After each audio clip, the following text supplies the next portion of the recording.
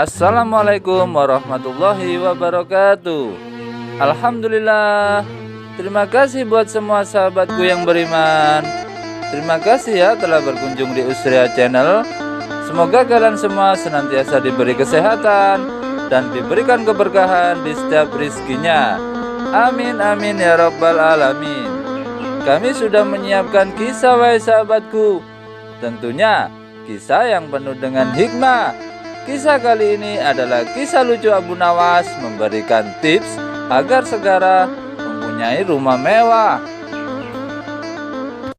Kisah kali ini adalah kisah lucu Abu Nawas memberikan tips agar segera mempunyai rumah mewah.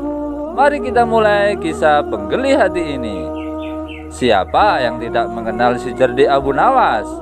Abu Nawas adalah tokoh yang disenangi oleh banyak kalangan karena beliau sering memberikan saran atau solusi kepada siapapun yang meminta pertolongannya.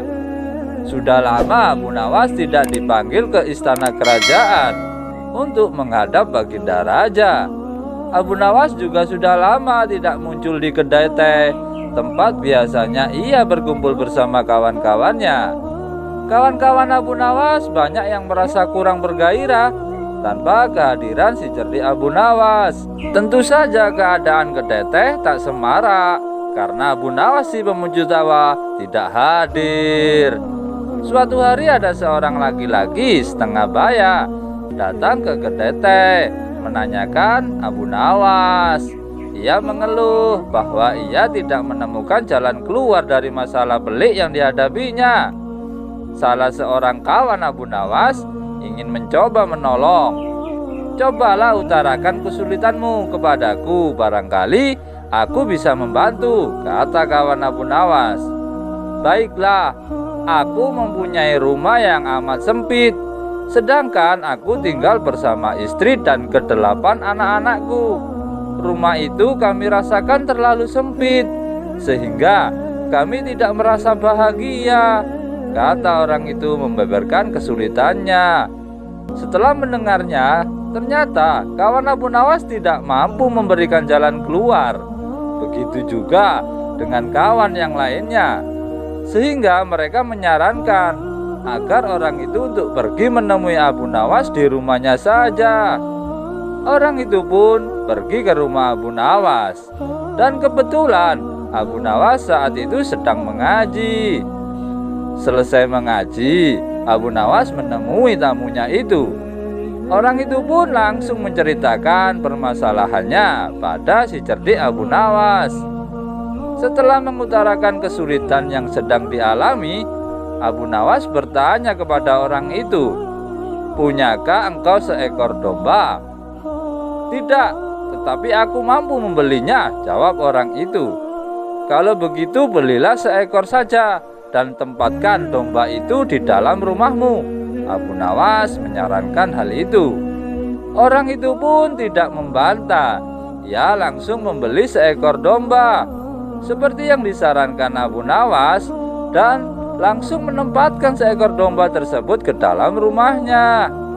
Beberapa hari kemudian orang itu datang lagi menemui Abu Nawas. "Wahai Abu Nawas, aku telah melaksanakan saranmu, tetapi rumahku bertambah sesak. Aku dan keluargaku merasa segala sesuatu menjadi lebih buruk dibandingkan sebelum tinggal bersama domba," kata orang itu mengeluh pada Abu Nawas. "Baiklah, kalau begitu belilah lagi beberapa ekor unggas dan tempatkan juga mereka di dalam rumahmu," saran Abu Nawas. Orang itu tidak membantah. Ia langsung membeli beberapa ekor unggas yang kemudian dimasukkan ke dalam rumahnya. Istri dan anak-anaknya sebenarnya merasa keberatan, tapi mereka tidak berani untuk protes. Beberapa hari kemudian, orang itu datang lagi ke rumah Abu Nawas. "Wahai Abu Nawas, aku telah melaksanakan saran-saranmu dengan menambah penghuni rumahku dengan beberapa ekor unggas. Namun begitu aku dan keluargaku semakin tidak betah tinggal di rumah yang makin banyak penghuninya. Kami bertambah merasa tersiksa, Abu Nawas, kata orang itu dengan wajah yang semakin muram. "Kalau begitu belilah lagi seekor anak unta dan peliharalah di dalam rumahmu," kata Abu Nawas menyarankan lagi. Orang itu pun lagi-lagi tidak membantah, dan ia langsung ke pasar hewan untuk membeli seekor anak unta untuk dipelihara di dalam rumahnya. Sudah tidak bisa kita bayangkan rumah yang katanya sempit, berisi dengan sepasang suami istri dengan 8 anak, ditambah dengan beberapa hewan di dalam rumahnya. Duh, bagaimana ya rasanya? Singkatnya, beberapa hari kemudian orang itu datang lagi menemui Abu Nawas.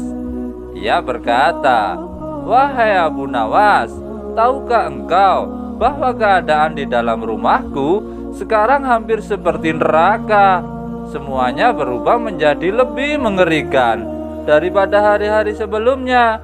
Wahai Abu Nawas, kami sudah tidak tahan lagi tinggal serumah dengan binatang-binatang itu," kata orang itu seraya putus asa. "Baiklah, kalau kalian sudah merasa tidak tahan, maka juallah anak unta itu," kata Abu Nawas. Orang itu pun tidak membantah.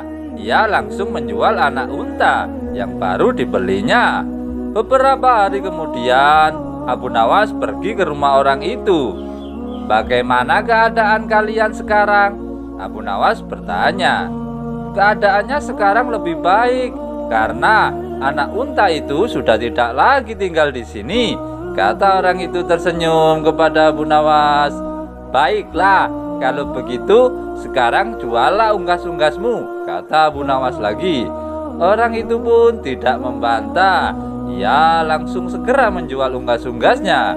Beberapa hari kemudian Abu Nawas mengunjungi rumah orang itu lagi. "Bagaimana keadaan rumah kalian sekarang?" Abu Nawas bertanya. "Keadaan sekarang lebih menyenangkan karena unggas-unggas itu sudah tidak tinggal bersama kami lagi," kata orang itu dengan wajah yang sangat ceria. "Baiklah, kalau begitu sekarang juallah domba itu," kata Abu Nawas. Orang itu tidak membantah. Dengan senang hati ia langsung menjual dombanya. Beberapa hari kemudian Abu Nawas bertamu lagi ke rumah orang itu.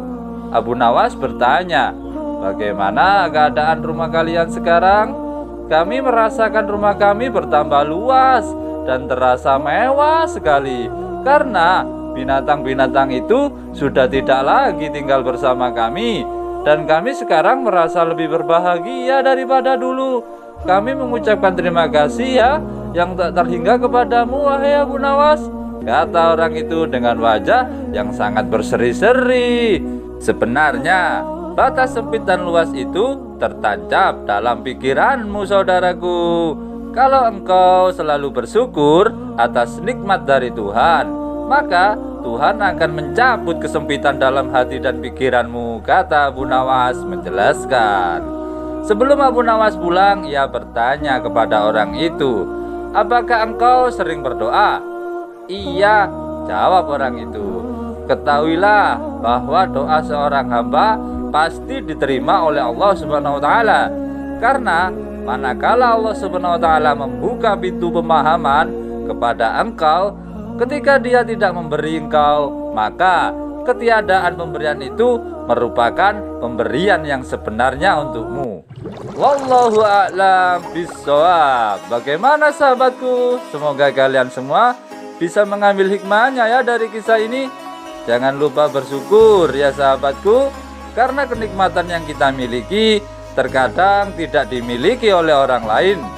Jadi bersyukurlah dengan apa yang kita miliki. Oke sahabatku, lebih dan kurangnya mohon dimaafkan ya. Yang benar datangnya dari Allah Subhanahu wa taala. Keliru, salah atau khilaf itu datangnya dari diri saya pribadi yang sebagai manusia biasa, wahai sahabatku. Sampai ketemu lagi ya di kisah inspiratif yang penuh dengan hikmah selanjutnya. Oke sahabatku semuanya, yang belum subscribe jangan lupa di subscribe ya. Mari kita sama-sama sebarkan kebaikan di seluruh dunia. Oke sahabatku, tetap semangat, semoga bermanfaat, dan jangan lupa bersolawat. Assalamualaikum warahmatullahi wabarakatuh.